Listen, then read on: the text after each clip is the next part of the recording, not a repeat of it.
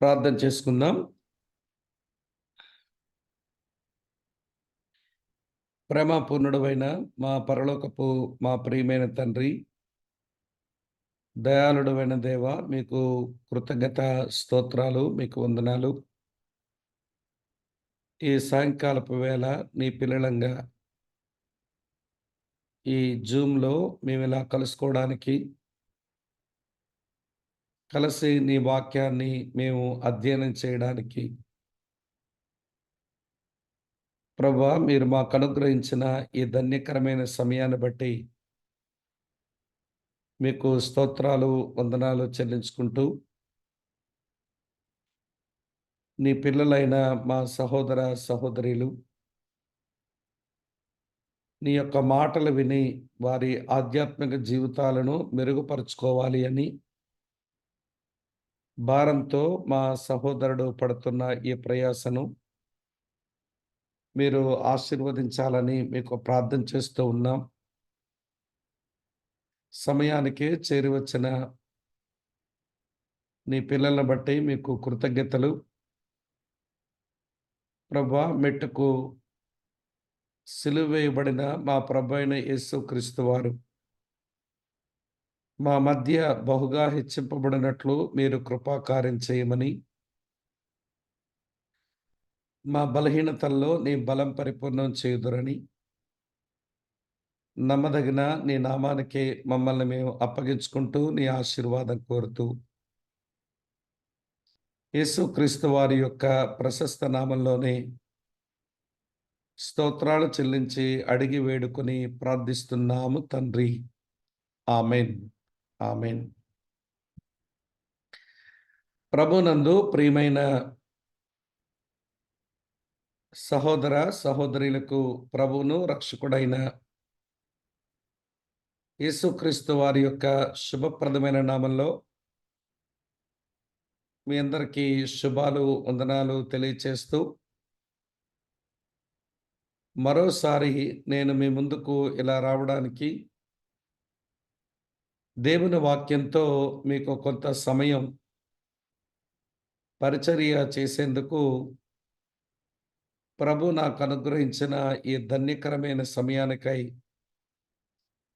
నేను ప్రభుకి స్తోత్రాలు చెల్లిస్తూ, నన్ను ఆహ్వానించిన సహోదరుడు సైమన్‌కు నేను థాంక్స్ తెలియచేస్తూ ఉన్నాను. ఈరోజు మనం ఒక ప్రాముఖ్యమైన విషయాన్ని మనం ఆలోచించబోతా ఉన్నాం. క్రైస్తవ విశ్వాసిగా పిలువబడుతున్న ప్రతి వారు వినవలసిన, ఆలోచించవలసిన, అన్వయించుకోవలసిన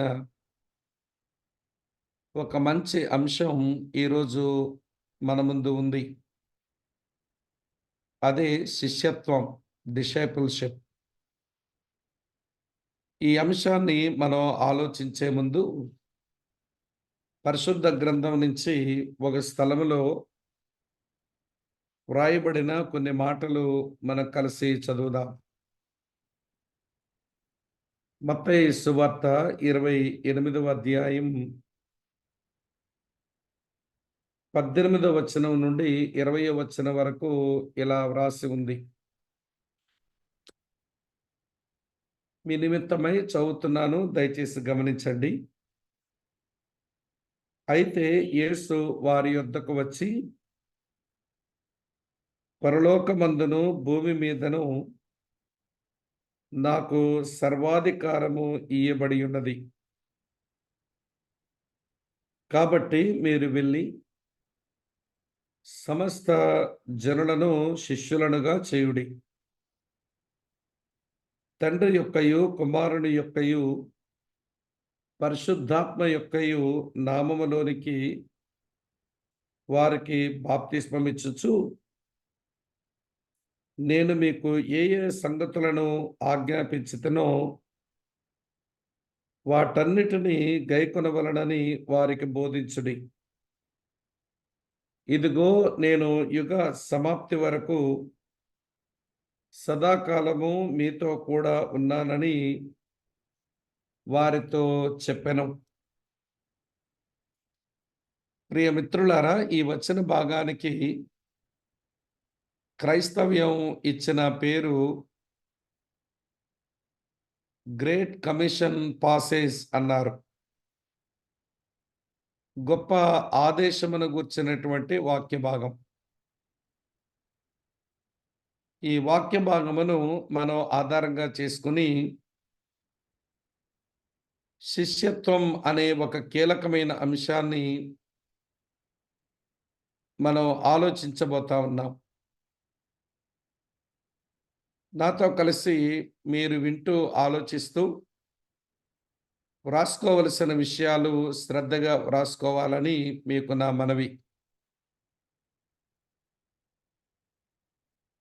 శిష్యత్వం అనేటువంటి ఈ కీలకమైన అంశాన్ని మనం ఆలోచించే ముందు కొన్ని పరిచయ మాటలు కూడా మనకు తెలియాల్సినటువంటి అవసరత ఉంది.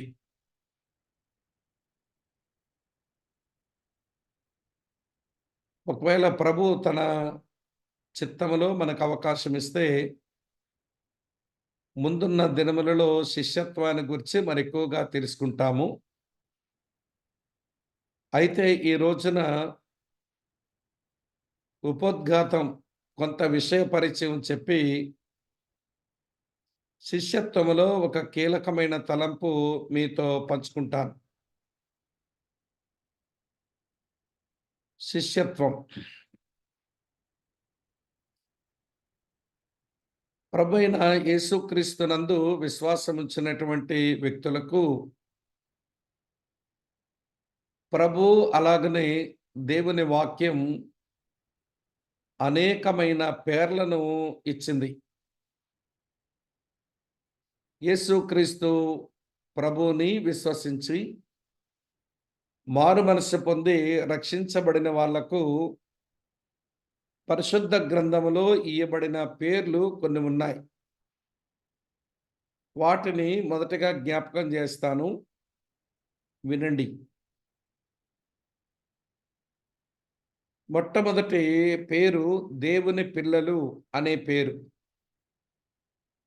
యోహాను రాసిన మొదటి పత్రిక 3వ అధ్యాయం 1-2 వచనాలలో ఇలా రాసి ఉంటుంది. మనము దేవుని పిల్లలం అని పిలువబడినట్లు తండ్రి మనకెట్టి ప్రేమను అనుగ్రహించునో చూడుడి. అక్కడ దేవుని పిల్లలు అనే మాట ఈ 2 వచనాలలో 3 పర్యాయాలు రాయబడి ఉండడం మనం చూస్తాం. 2వ వచనం ఆరంభంలో ఇప్పుడు మనము దేవుని పిల్లలమై ఉన్నాము అని ఉంటుంది. మొదటి వచనములోనే మనము దేవుని పిల్లలమే అని రాసి ఉంటుంది. మనము దేవుని పిల్లలము అనే మాట కూడా రాసి ఉంటుంది. మనము అనే మాట కీలకమైన మాట. ఈ 2 వచనాల్లో ఉన్న ఈ విషయాలు చూస్తూ ఉన్నప్పుడు ఇప్పుడు మనము దేవుని పిల్లలమై ఉన్నాము. ఇప్పుడు అంటే ఎప్పుడు? యోహాను సువార్త మొదటి అధ్యాయం 12వ వచనములో వ్రాయబడిన ప్రకారం యేసుక్రీస్తునందు మన విశ్వాసం ఉంచిన తరువాత ఆయన నామమును మనం అంగీకరించిన తరువాత వెంటనే మనము దేవుని పిల్లలమయ్యే అవకాశం ఉంది. ఇప్పుడు అంటే ఎప్పుడు అనగా విశ్వసించి ఆయన అంగీకరించినప్పుడు. విశ్వసించడానికి అంగీకరించడానికి ఆలస్యం ఏదైనా ఉంటే మన దగ్గర ఉండవచ్చునేమో కానీ దేవుని వైపు ఏమీ ఆలస్యాలు ఉండవు. ఇప్పుడు మనం దేవుని పిల్లలమై ఉన్నాము అనే మాట మనకు నేర్పించే పాఠం ఏంటనంటే ఇది ఆలస్యము లేని హోదా. ఇది డిలేలెస్ డిగ్నిటీ. ఆలస్యం ఏదైనా ఉంటే మన వైపు ఉండవచ్చు, కానీ దేవుని వైపు ఏ విధమైన ఆలస్యం ఉండదు. అటు తరువాత మొదటి వచనం 2వ భాగంలో మనము దేవుని పిల్లలమే అని రాసి ఉంది. దేవుని పిల్లలమే అన్నప్పుడు నొక్కి చెప్పబడిందంటే అర్థం ఇది అనుమానించవలసిన అవసరము లేని హోదా. ఇంగ్లీష్‌లో డౌట్‌లెస్ డిగ్నిటీ అని అంటాం. ఈ దేవుని పిల్లలం అనే హోదా డిలేలెస్, డౌట్‌లెస్. ఆలస్యము లేదు, అనుమానము లేదు. తర్వాత ఈ 2 వచనాల్లో మనము అన్న మాట చూసినప్పుడు ఇది అభ్యంతరాలు లేని హోదా. లేదా ఏ తారతమ్యము లేని హోదా. దీన్ని డిఫరెన్స్‌లెస్ డిగ్నిటీ అనంటాం. దేవుని పిల్లలు అయిన వారిలో యూదులు ఉంటారు, అన్యులు ఉంటారు. యజమానులు ఉంటారు, దాసులు ఉంటారు. నాగరికత కలిగిన వారు ఉంటారు, నాగరికత లేని సిథియనులు ఉంటారు. పురుషులు ఉంటారు, స్త్రీలు ఉంటారు. దేవుని పిల్లలు అనే ఈ హోదా అభ్యంతరాలు లేని హోదా. డిఫరెన్స్ దేవుని వైపు లేదు. గలతీ పత్రిక 3వ అధ్యాయం 28వ వచనంలో చూస్తే ఇందులో యూదుడని, గ్రీసు దేశస్థుడని లేదు. దాసుడని, స్వతంత్రుడని లేదు. స్త్రీ అని, పురుషుడని లేదు. యేసుక్రీస్తునందు మీరంతా ఏకమై ఉన్నారు అని రాసి ఉంటుంది. గనుక యేసునందు విశ్వాసము గల వారికి లేఖనము ఇచ్చు నామాలలో మొదటి నామం దేవుని పిల్లలు.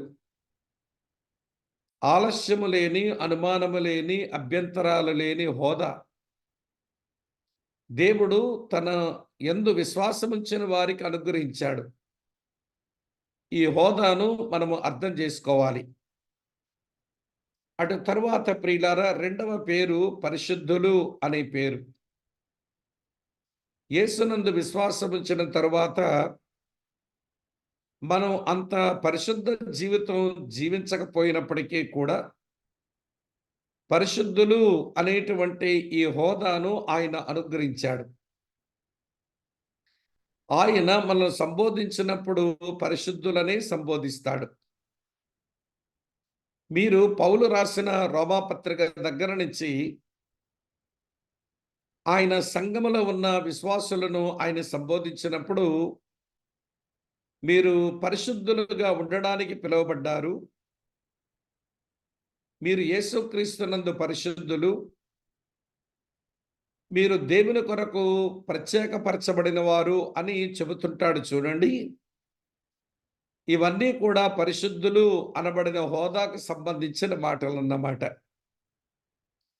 మనం క్రియాశీలకంగా పవిత్రమైన జీవితం మన దగ్గర లేకపోయినా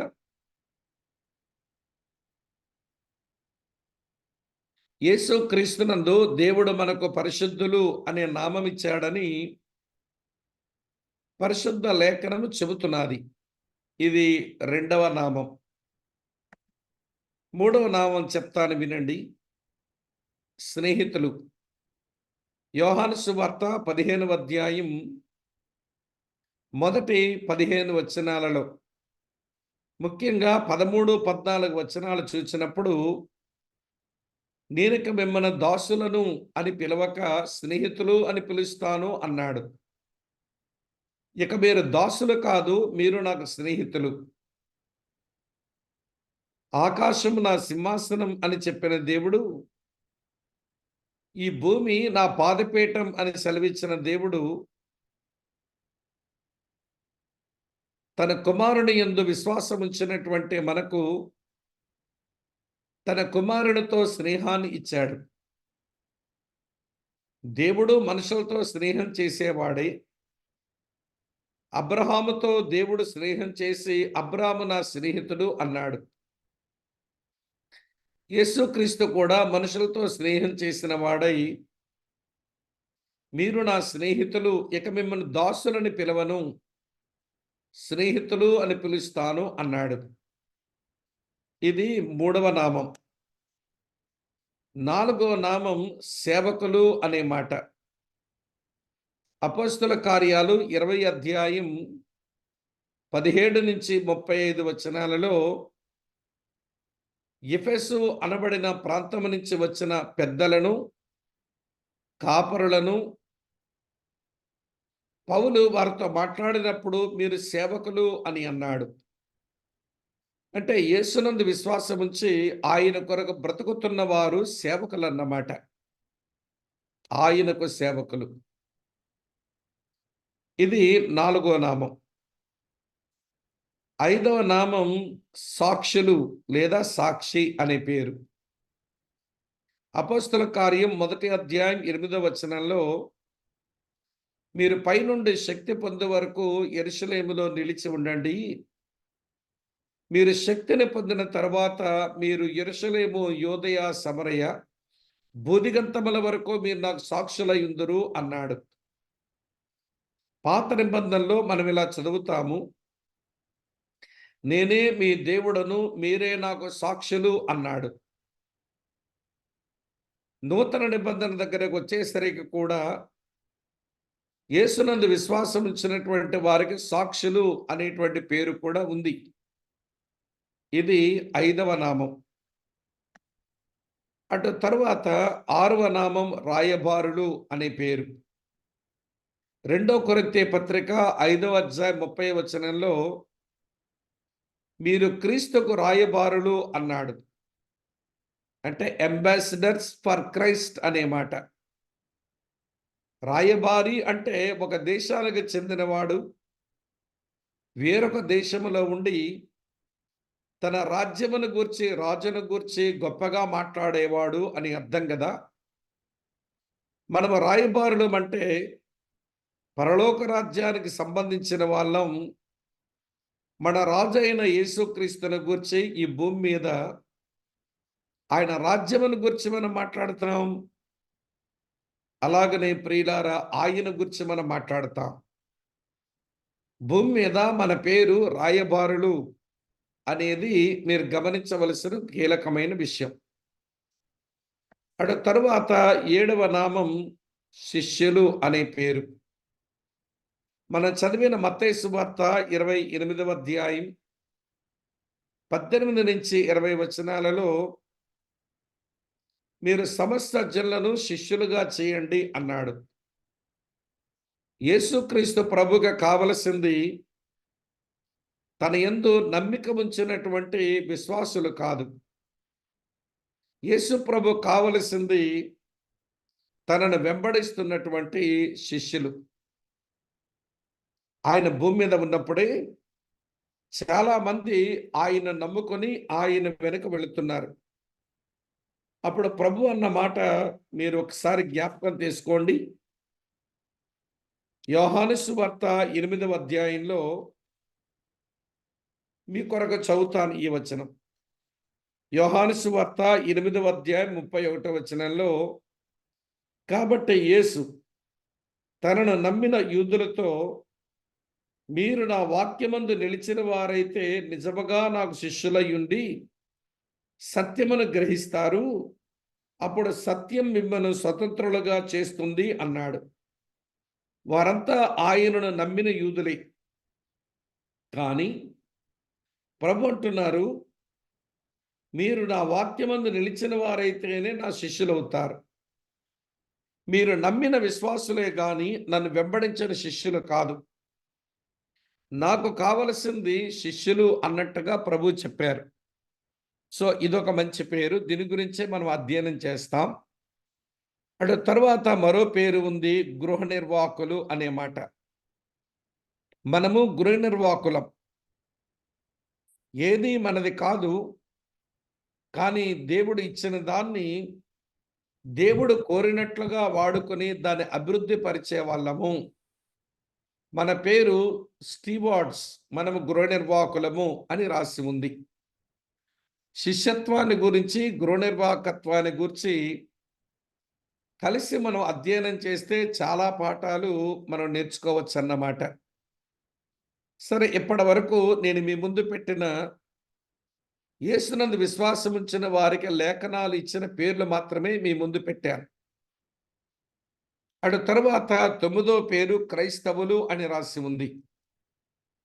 బైబిల్‌లో యేసునందు విశ్వాసం ఉంచిన వారికి క్రైస్తవులు అన్న పేరు మూడే 3 పర్యాయాలు వ్రాయబడింది. 3 పర్యాయాల్లో కూడా అదేదో గౌరవప్రదముగా ఇవ్వబడిన నామం కాదు. ఎగతాళితో అన్యులు పెట్టిన పేరు అది మనకు మిగిలిపోయింది. అపోస్తల కార్యం 11వ అధ్యాయంలో అంతియోకయలో ఉన్న శిష్యులు మొట్టమొదట క్రైస్తవులు అనబడ్డారు అని చదువుతాం. అలాగే అపోస్తల కార్యం 26, 28లో ఒక ఏలుబడి చేయవాడు పౌలుతంటాడు, నన్నింత సులభముగా క్రైస్తవుని చెయ్యజూచుచున్నావా అన్నాడు. 1 పేతురు 4 అధ్యాయం 16 వచనంలో మీలో ఎవడైనను క్రైస్తవుడు అయినందుకు బాధ అనుభవించినట్లయితే అతడు ఆ పేరును బట్టే దేవుని మహింపరచాలి అని అంటాడు. మిత్రులారా, మన ముందు కనబడుతున్న ఈ 9 నామాలు యేసునందు విశ్వాసం ఉంచిన వారికి ఇవ్వబడిన నామాలు. ఇంకా చాలా ఉన్నాయి, కానీ ఈ 9 పేర్లను ప్రాముఖ్యమైన వాటిగా మనం ఎంచవలసి ఉంది. ఈ 9 నామాలలో మనం ఆలోచించేది శిష్యులు అన్న పేరును గురించి. కనుక ఈ శిష్యులు అనే దాని గురించి మనం విపులంగా తెలుసుకునే ప్రయత్నం చేస్తాం. ఇంతకీ శిష్యత్వం అంటే ఏంటి? What is discipleship? శిష్యత్వము అంటే ఏమిటి? ప్రియులారా, శిష్యత్వం అనే మాటకు సరళమైన రూపంలో చెప్పవలసి వస్తే, శిష్యర్కం అంటే ఎవరైనా ఒక గురువును లేదా ఒక ఆలోచన విధానాన్ని అనుసరించడం. ఒక వ్యక్తిని గురువుగా పెట్టుకొని అనుసరిస్తుంటే అనుసరించేవాడి శిష్యుడు అని అంటాము. ఒక ఆలోచన విధానాన్ని మనం అనుసరిస్తూ ఉంటే ఆ ఆలోచన ఎవరిదో వారికి మన శిష్యులము అని చెప్తాం. అది లోకములో ఉన్నటువంటి సరళమైనటువంటి అర్థం. లేఖనాల్లోని శిష్యుడు అనే పదానికి కొంచెం ఎడిషనల్ మీనింగ్ ఉంది, అదనపు అర్థం ఉంది. బైబిల్ ప్రకారం శిష్యుడు అంటే నేర్చుకున్నవాడు తాను నేర్చుకున్న వాటిని పాటించడానికి ప్రయత్నించేవాడు. ఇక్కడ ఈ 2 మాటలు గమనించాలి. నేర్చుకున్నవాడు అలాగనే పాటించేవాడు. నేర్చుకోవడానికి ప్రయత్నం చేస్తాడు, పాటించడానికి ప్రయత్నం చేస్తాడు. వాడే శిష్యుడు అని అంటుంది లేఖనాల ప్రకారం శిష్యత్వం అనే మాటకు సరైనటువంటి తాత్పర్యం. కనుక ప్రియులారా, ఈ విషయాన్ని సులువుగా మీ మనసులో పడనివ్వండి. శిష్యుడు అనగా నేర్చుకున్నవాడు, తాను నేర్చుకున్న దాన్ని పాటించడానికి ప్రయత్నం చేసేవాడు. ఇది సులువుగా మనం అర్థం చేసుకోవడానికి సరిపడా మాట. అయితే ప్రియులారా, ఈరోజు నేను ఒక వ్యక్తి యేసునందు విశ్వాసం ఉంచినటువంటి వాడు శిష్యుడైతే ఆ శిష్యునికి ఉండవలసినటువంటి అర్హతలు ఏమిటి? ఏ అర్హతను బట్టి ఒక వ్యక్తి యేసు ప్రభు శిష్యుడవుతాడు? Qualifications for a disciple. ఒక శిష్యునికి ఉండవలసిన అర్హతలు మనం ఆలోచిస్తాం. వాటి గురించి మనం లోపలికి వెళ్ళే ముందు ప్రియులారా, నేను ఒక ప్రాముఖ్యమైన విషయాన్ని మీతో చెప్పగోరుతున్నాను. బాగా వినండి. ఈ మాట ఏమిటో, శిష్యునికి ఉండవలసినటువంటి అర్హతల గురించి మనం ఆలోచించినప్పుడు మొట్టమొదట శిష్యునిగా ఉండడానికి గురువు చేత పిలుపును పొందడం. మీరు మత్తయి సువార్త 4 అధ్యాయం 17 నుంచి 22వ వచనం వరకు చూడండి. పేతురు ఆంద్రేయులను, యోహాను యాకోబులను తను వెంబడించమని ప్రభు పిలిచారు. కనుక శిష్యత్వానికి మొదటి అర్హత జనరల్, ఇది అందరికీ, అది పిలుపు. ఈ మాట గమనించాలి. ఒక వ్యక్తి పిలువబడకుండా యేసు ప్రభు యొక్క శిష్యుడైతే కానేరడు అనేది మీరు తెలుసుకోవాలి. మత్తయి సువార్త 9:9లో కూడా ప్రభు మత్తయిని పిలిచారు. ఇట్లా ప్రభు తన శిష్యులుగా ఉండేందుకు ఆయన పిలిచినటువంటి ఉదంతాలు లేఖనాల్లో ఉన్నాయి. మొట్టమొదటిది పిలుపు. సరే, పిలువబడిన తర్వాత సహవాసం. ప్రభు ఎవరినైతే తన శిష్యులుగా ఉండేందుకు పిలిచాడో వారితో ఆయనతో వారు సహవాసం చేశారు, ఫెలోషిప్. కనుక ప్రభు యొక్క పిలుపు లేనివాడు కానీ, ప్రభువుతో సహవాసం చేయనివాడు కానీ నేను శిష్యుడను అని అనుకోవడానికి వీల్లేదు సుమ. ప్రభుతో సహవాసం చెయ్యాలి. మీరు లేఖనాలు గమనిస్తే మార్కు సువార్త 3వ అధ్యాయంలో చదువుతాను చూడండి. 13వ వచనం 14వ వచనం ఇలా రాసి ఉంది. ఆయన కొండ ఎక్కి తనకిష్టమైన వారిని పిలువగా వారు ఆయన యొద్దకు వచ్చిరి. వారు తనతో కూడా ఉండునట్లును అని రాసి ఉంది. వారు తనతో పాటు ఉండునట్లును అని రాసి ఉంది. వారు ఆయనతో ఉండాలి, ఆయన వారితో ఉండాలి, ఒకరితో ఒకరు సహవాసం చేయాలి. అది శిష్యత్వంలో సాధారణంగా ఉండవలసిన మరొక ఆత్మ సంబంధమైన అనుభవం. మొదటిది పిలుపు, రెండవది సహవాసం, మూడవది బోధించబడుట. శిష్యత్వానికి పిలిచిన గురువు శిష్యులుగా ఉండడానికి వచ్చినటువంటి వారికి బోధించాలి. బోధించబడ్డం. క్రీస్తునందు ప్రియ సహోదరులారా, శిష్యులుగా ఉండడానికి ప్రభు పిలిచిన ఆ శిష్యులకు ఆయన అర్థవంతమైన, శక్తివంతమైన, వారి జీవితాల మీద ప్రభావం చూపించే గంభీరమైన బోధలు చేశాడు. మత్తయి సువార్త 5, 6, 7 అధ్యాయాలలో మనము పర్వత ప్రసంగాన్ని మనం చదువుతాం. కొండ మీద ప్రసంగం అని అంటారు కదా. తర్వాత మత్తయి సువార్త 24 అధ్యాయంలో ఒలీవల కొండ మీద ప్రసంగం అని అంటాం. అలాగనే యోహాను సువార్త 13, 14, 15 అధ్యాయాల దగ్గర అది మేడగది ప్రసంగం అని అంటాం. ఇలాంటి అనేకమైన ప్రసంగాలు యేసు చేసి తన యొద్దకు శిష్యులుగా ఉండడానికి వచ్చిన వారికి ఆయన బోధించవలసిన విషయాలు బోధించాడు. కనుక బోధించబడ్డాం. ఒక వ్యక్తి శిష్యుడు అవ్వడానికి ఉండవలసినటువంటి సాధారణ కనీస అర్హతలు అని మనం చెప్పుకోవచ్చు. పిలుపు, సహవాసము, బోధించబడ్డాం. అటు తరువాత ప్రియులారా, ప్రభు వారి కొరకు ప్రార్థన చేయటం. ఎవరినైతే తాను శిష్యులుగా పిలిచారో ఆ శిష్యుల కొరకు ఆయన ప్రార్థన చేశారు. ఈ శిష్యుల్లో 12 మందిని ఆయన అపోస్తలులుగా నియమించడానికి ఆయన రాత్రంతా ప్రార్థన చేశారు అనే విషయం మనం లూకా సువార్త 6వ అధ్యాయంలో మనం చూస్తాం. లూకా సువార్త 6వ అధ్యాయం చూడండి, 12, 13 వచనాల్లో ఉంటుంది. ఆ దినముల యందు ఆయన ప్రార్థన చేయట కొండకు వెళ్ళి ప్రార్థన చేయటం రాత్రంతా గడిపెను. ఉదయమైనప్పుడు ఆ 12 మందిని అపోస్తలులుగా నియమించుకున్నాడు. కనుక ఒక వ్యక్తి శిష్యుడు అవ్వాలనంటే గురువు దగ్గర ఆ వ్యక్తిని గురించి ప్రార్థనలు సలపబడాలి. ఇది 4వ అనుభవం. అటు తరువాత 5వ అనుభవం అభినందించబడ్డం. ప్రభు తన శిష్యులను అభినందించారు. యోహాను సువార్త 1వ అధ్యాయంలో నతనయేలు కనబడినప్పుడు నతనయేలును ఎంత చక్కగా ప్రభు అభినందించారో చూడండి.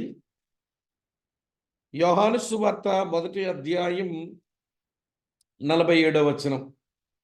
యేసు నతనయేలును తన యొద్దకు వచ్చుట చూచి, ఇదిగో ఇతడు నిజముగా ఇశ్రాయేలీయుడు, ఇతని యందు ఏ కపటమును లేదని అతని గూర్చి చెప్పాను. ఇతని యందు ఏ కపటమును లేదు అనే మాట అభినందన మాట కాదంటారా? తర్వాత మత్తయి సువార్త 16 అధ్యాయం చూడండి. పేతురు యేసుక్రీస్తుని గూర్చి చెప్పవలసిన గంభీరమైన ఒప్పుకోలు చెప్పిన పిదప యేసు ప్రభువారు ఇలా అభినందించారు. మత్తయి సువార్త 16 అధ్యాయం 17 వచనం. సీమోను బర్యోనా, నీవు ధన్యుడు, పరలోకమందున నా తండ్రి ఈ సంగతి నీకు బయలుపరిచినే గాని నరుడు నీకు బయలుపరచలేదు అన్నాడు. ఇవన్నీ అభినందన మాటలే. శిష్యత్వానికి వచ్చిన వ్యక్తులను గురువు శిష్యులలో యోగ్యమైన వాటిని చూచినప్పుడు అభినందిస్తాడు.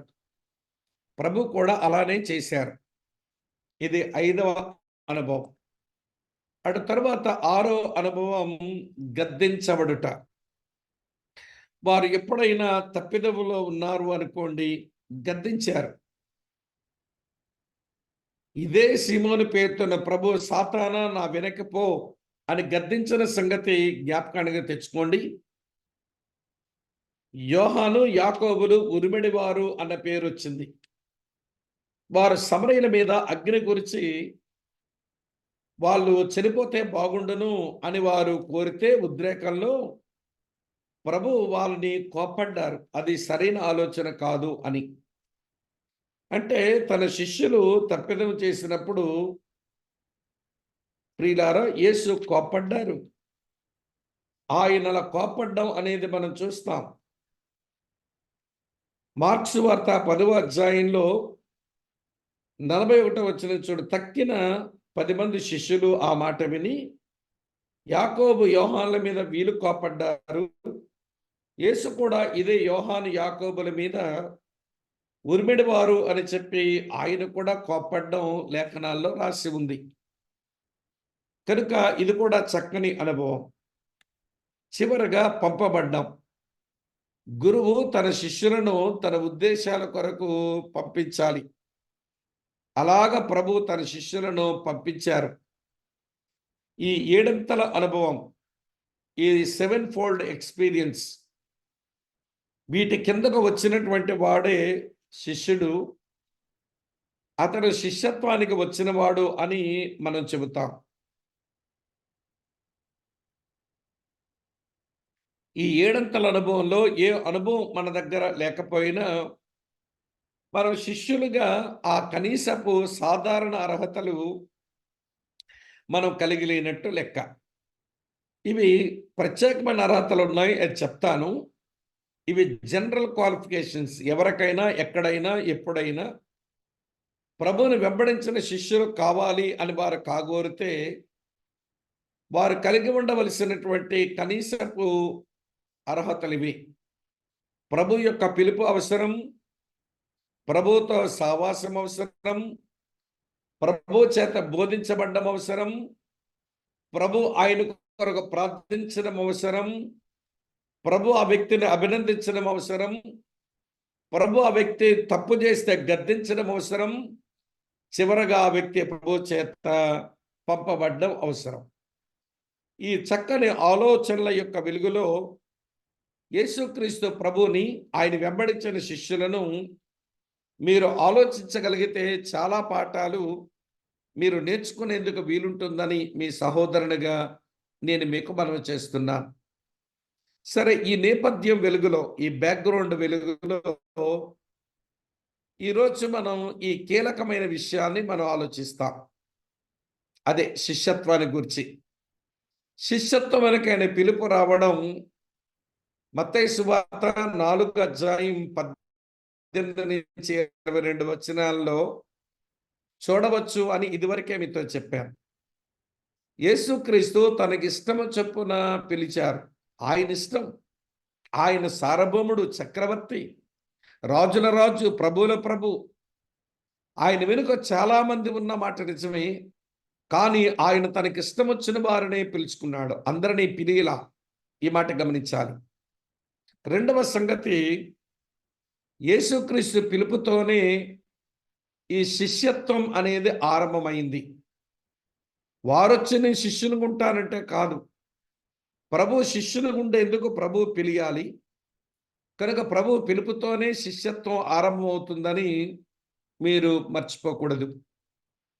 అటు తరువాత ప్రియులారా, ప్రభు శిష్యులు ఉండడానికి ఎవరిని పిలిచినా వారు తను వెంబడించాలని ప్రభు పిలిచారు. నన్ను వెంబడించండి, నేను మిమ్మల్ని మనుషుల పట్టు జాలరుగా చేస్తాను అని ప్రభు పిలిచిన పిలుపు వెనుక ఆయన వెంబడించడానికే ప్రభు పిలిచారనే విషయం మనం గుర్తెరగాలి. అటు తరువాత ప్రియులారా, యేసుక్రీస్తు యొద్దకు సంపూర్ణంగా రావడానికే ప్రభు పిలిచారు. రావటం వెళ్ళిపోవటం, రావటం వెళ్ళిపోవటం కొరకు ప్రభు పిలవల. పేతురు తన జీవితంలో అట్లనే చేశాడు. మొదటిసారి వచ్చాడు, వెళ్ళిపోయాడు. రెండోసారి వచ్చాడు, మళ్ళీ వెళ్ళిపోయాడు. మూడోసారి ప్రభు పిలిచినప్పుడు, ప్రభువా నేను పాపాత్ముడు, నన్ను విడిచిపెట్టి వెళ్ళిపో అని పశ్చాత్తాపడుతూ అటు తర్వాత ప్రభువుని సంపూర్ణంగా ఆయన వెంబడించడం లేఖనాల్లో చూస్తాం. కనుక యేసుక్రీస్తును సంపూర్ణంగా వెంబడించడానికే పిలువబడ్డారు అనేది మీరు గమనించండి. అటు తరువాత యేసుక్రీస్తుకే నమ్మకంగా ఉండడానికి ప్రభు పిలిచారు. వాళ్ళు ఫెయిత్ఫుల్గా ఉండాలని ప్రభు పిలిచారు.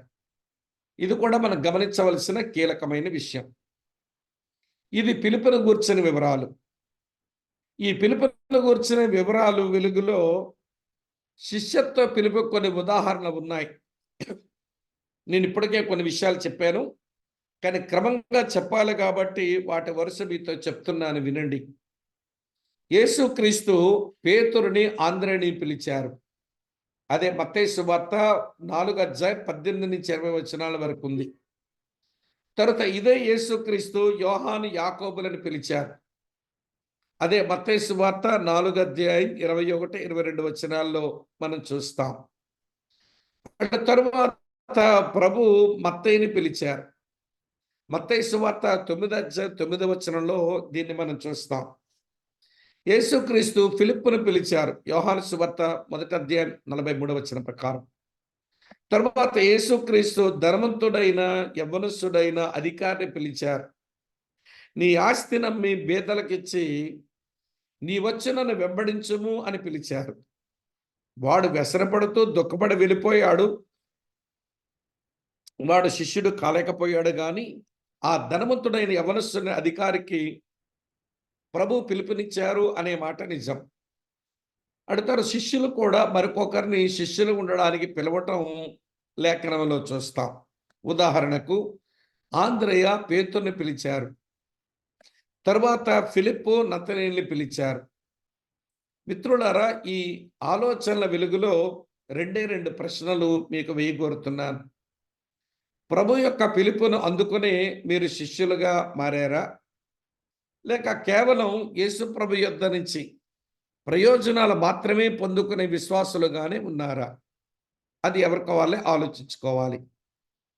అయితే నువ్వు శిష్యుడు అయిన మాట నిజమైతే శిష్యత్వానికి నువ్వు మరొకరిని పిలవాలి.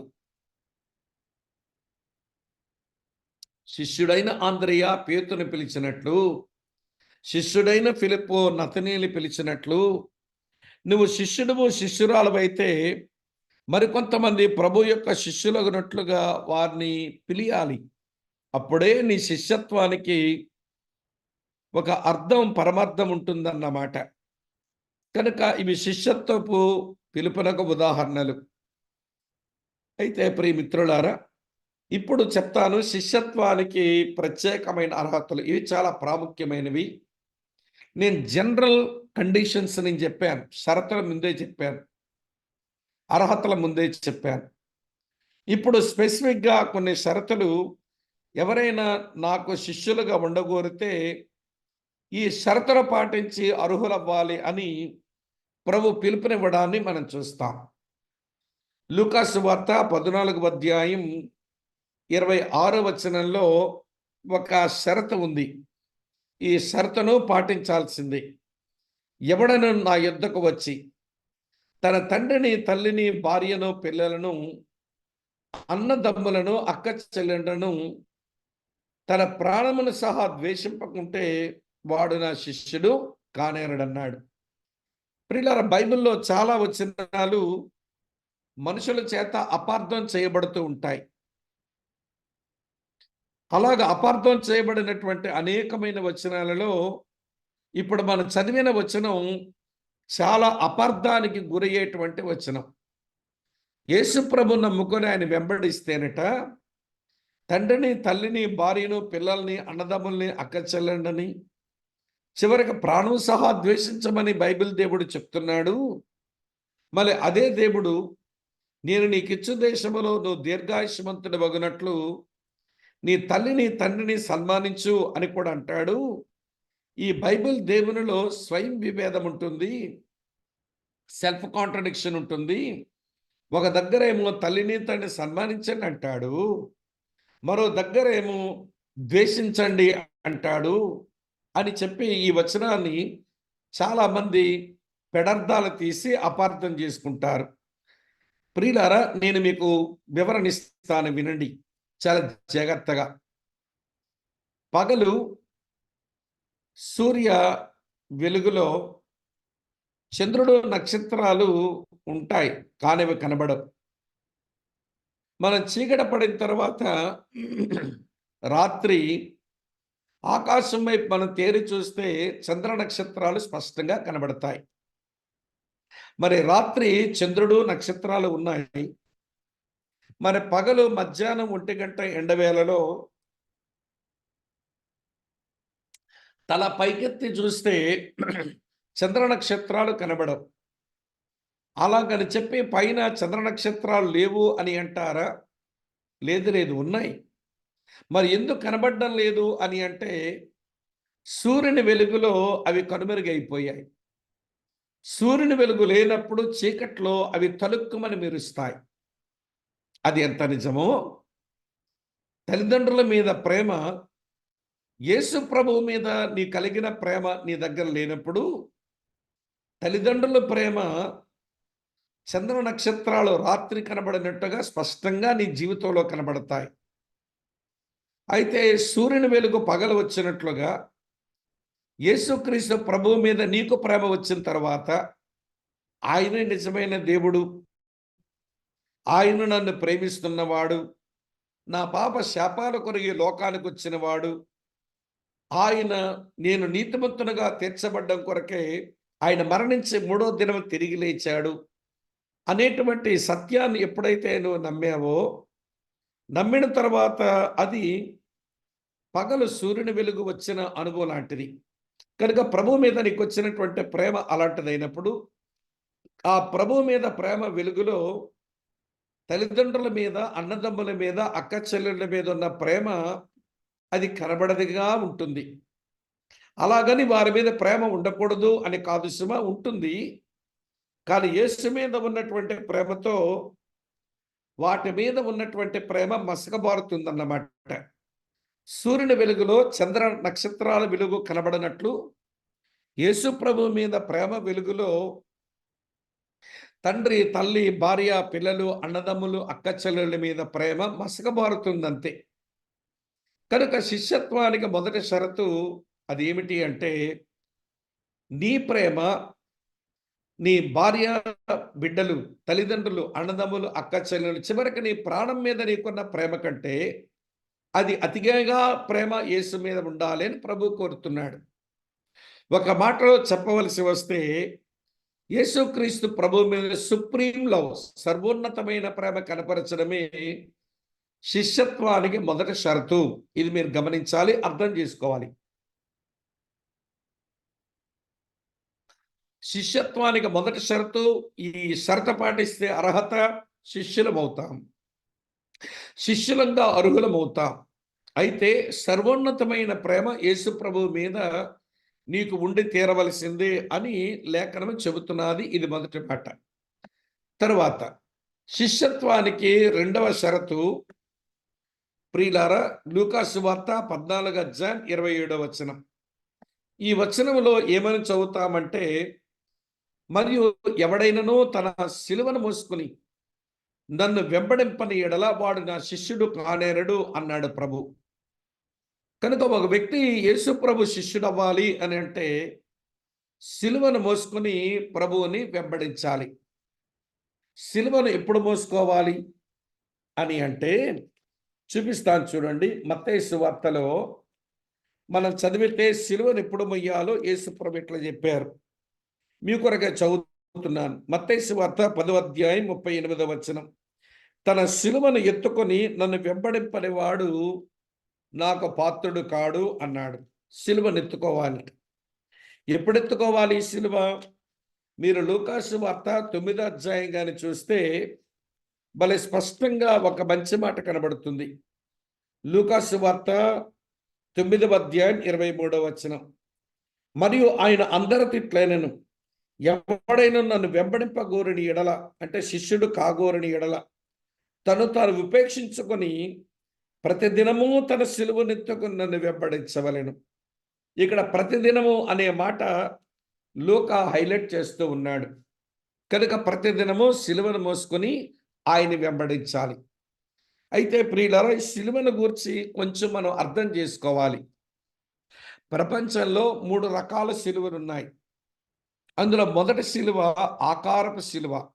దాన్ని ఇమేజ్ క్రాస్ అంటాం. చర్చిల మీద పెడుతుంటారు, గోడల మీద పెడుతుంటారు, కలిగి ఉన్నటువంటి బంగారపు ఆభరణాల మీద సిలువ ముద్ర వేసుకుంటారు. ఇది సిలువ, ఇది ఇమేజ్ క్రాస్. దాంట్లో ఏమీ శక్తి ఉండదు. అది ఆకారపు సిలువ అంతే. రెండవ సిలువ అది ఆచారపు సిలువ. దీన్ని ట్రెడిషనల్ క్రాస్ అని అంట.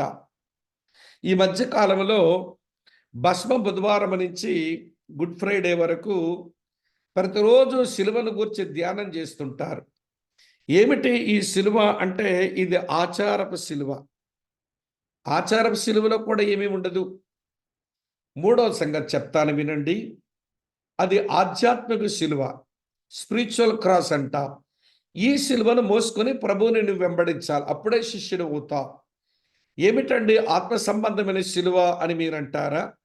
మరి దీంట్లో 3 మాటలు మీతో చెప్పాలి. ఆధ్యాత్మిక సిలువ అంటే అర్థం అవమానం పొందడానికి ఇష్టపడ్డాం. ఆధ్యాత్మిక సిలువ అంటే అర్థం ఆయన కొరకు శ్రమపడ్డానికి ఇష్టపడ్డాం. ఆధ్యాత్మిక సిలువ అంటే అర్థం ఆయన కొరకు మరణించడానికి ఇష్టపడ్డాం. అంటే ప్రతిరోజు ఉదయం లేవగానే సిలువను మోసుకుని ఆయన వెంబడించడం అంటే ఈ రోజు నువ్వు యేసు కొరకు పొందవలసిన అవమానము, శ్రమ, మరణం ఈ రోజు నువ్వు అనుభవించడమే. ప్రతిరోజు ప్రతి దినము సిలువను మోసుకోవాలంటే ఎవ్రీడే నీ కొరకు దేవుని చిత్తములో ఎలాట్ చేయబడినటువంటి అవమానము, శ్రమ, మరణాన్ని అనుభవిస్తూ బ్రతకడమే. అప్పుడే మనము శిష్యులం అయ్యేటువంటి అర్హతను సంపాదించుకుంటాము, షరతును పాటించిన వాళ్ళం అవుతాము. మొదటి షరతు, నీవు సర్వోన్నతమైన ప్రేమ యేసు మీద కనపరచాలి. రెండవ షరతు, అనుదినము నీ సిలువనెత్తుకొని ప్రభుని వెంబడించాలి. రండి, మూడవ షరతు జ్ఞాపకం చేస్తాను. మూడవ షరతు ఏమిటి అంటే లూకాసు వార్త 14వ అధ్యాయం 13వ వచనం ఉంటుంది. ఆ ప్రకారమే మీలో తనకు కలిగినదంతా విడిచిపెట్టని వాడు నా శిష్యుడు కానేరడు. ఈ వచనం కూడా కొంత అపార్థానికి లోనవుతుంది. యేసు ప్రభుని నమ్మి ఆయన వెంబడించాలని అంటే మన కలిగిందంతా విడిచిపెట్టేమంటున్నాడు అని అపార్థం తీస్తారు. అర్థం చేసుకోండి ప్రియులారా, నీ కలిగిందంతా విడిచిపెట్టడం అంటే అది దేవుని చేతిలో పెట్టి, నీ కలిగినదంతయు దేవుని చేతిలో పెట్టి ఏ దినమునకు కావలసింది ఆ దినమునకు ఆయన యొద్ద నుంచి పొందుకుంటూ ఆయన మీద ఆధారపడి బ్రతికేవాడే శిష్యుడు అని ప్రభు చెబుతున్నారు. అంతేగాని నీ కలిగిందంతా విడిచిపెట్టేవనంటే అన్ని పోగొట్టుకోవడం అని కాదు అర్థం. నీకు కలిగిందంతా ప్రభు చేతిలో పెట్టి ఏ దినమునకు ఏది అవసరమో దానిని అనుభవించడమే శిష్యత్వానికి 3వ షరతు. అర్థం చేసుకుంటున్నారు అని నమ్ముతున్నాను. 4వ షరతు చెప్తానండి. నాలుగో షరతు ఏమన్నాడనంటే, ప్రియులారా, ఇందాకే చదివాను యోహాను సువార్త 8:31లో ఏమి రాస్తుంది? కాబట్టి యేసు తనను నమ్మిన యూదులతో, మీరు నా వాక్యమందు నిలిచిన వారైతే నిజముగా నాకు శిష్యులై ఉండి సత్యమును గ్రహిస్తారు అన్నాడు. నిలవటం, వాక్యమందు నిలవటం. వాక్యమందు నిలిచి ఉండడం అంటే అర్థం దేవుని వాక్యాన్ని ధ్యానించి, ఆ దేవుని వాక్యాన్ని జీవితంలో జీర్ణించుకొని, ఆ దేవుని వాక్యాన్ని అభ్యసించి అవలంబించడమే వాక్యమందు నిలిచి ఉండడం. చాలామంది వాక్యాలు చాలా బాగా వింటుంటారు. వినడం వాళ్ళకు పెద్ద వ్యసనం. వింటారే గాని అది వాళ్ళ జీవితంలోకి జీర్ణం తెచ్చుకోరు.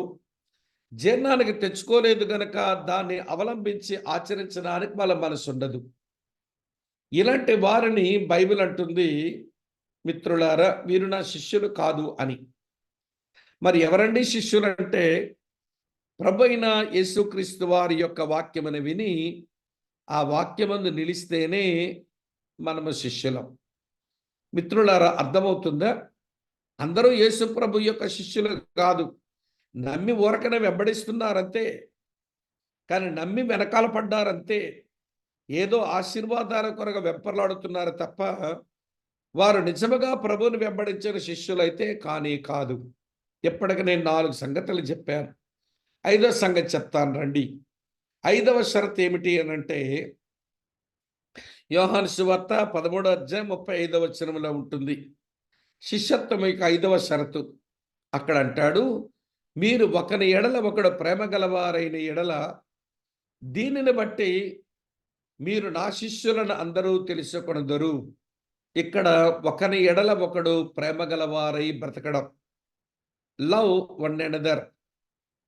ప్రభు మనల్ని ప్రేమించిన ప్రకారం మనము కూడా ఒకరినొకరు ప్రేమించుకోగలిగితే, ప్రేమ చూపగలిగితే మనం శిష్యులము అని లోకానికి మనం తెలియబడతాం. ప్రియులారా, ఈ రోజున ఇది కనబడడం లేదు. మనకిష్టమైన వారిని, మన సన్నిహితులను, మన కులస్తులను లేదా మన డినామినేషన్ వాళ్ళని లేదా మనకేదో మేలు చేసేటువంటి వారిని ప్రేమించడం మనకు వస్తుంది తప్ప, యేసుక్రీస్తునందు ఆ మనిషి ఎవరైనప్పటికీ కూడా ప్రేమించేటువంటి అలవాట్లు నేడు దేవుని పిల్లలకు లోపించాయి. ఆ కారణం చేతనే మనము శిష్యులము అని అనిపించుకోలేని వారంగా మిగిలిపోతున్నాం. కనుక వినండి ప్రియమిత్రులారా, మనం ఒకరి ఎడల ఒకరు ప్రేమ కలిగిన వారమైతే దీనిని బట్టే ఆయన శిష్యులమని తెలియబడతాం.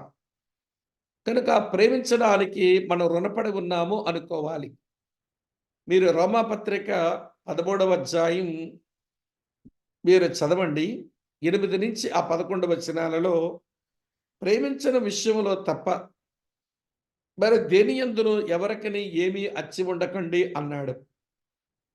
ప్రేమించడంలో రుణపడిపోయి ఉన్నాను అని అనుకున్నవాడు సాటి మనిషిని అర్థవంతంగానే తాను ప్రేమించగలుగుతాడు.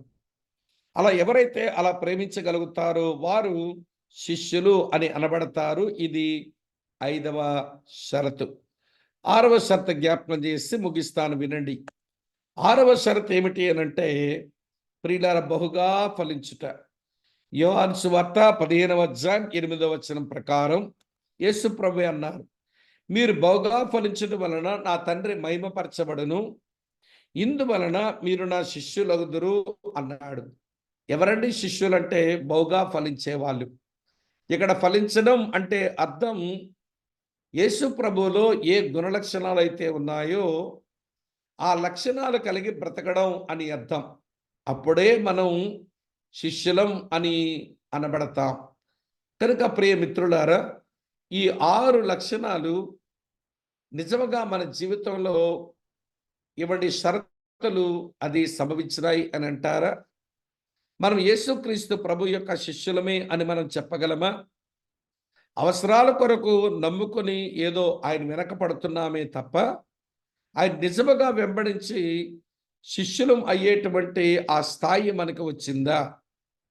అందుకనే ఒక దైవజనుడు అన్నాడు, ఈ రోజుల్లో క్రైస్తవ్యంలో అవసరాల కొరకు భక్తి చేసే విశ్వాసులే ఉన్నారు తప్ప ఆయన వెంబడించే శిష్యులే కొదువైపోయారు అన్నాడు.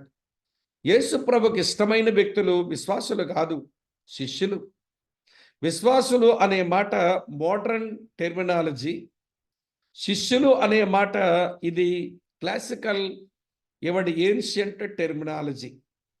ఈ రోజున మీరు ఎవరు అని ఎవరైనా అడిగితే మేము బిలీవర్స్ అనే మాట చెప్తాము తప్ప మేము డిసైపుల్స్ అనే మాట చెప్పే అలవాటు నేడు మనకు లోపించింది.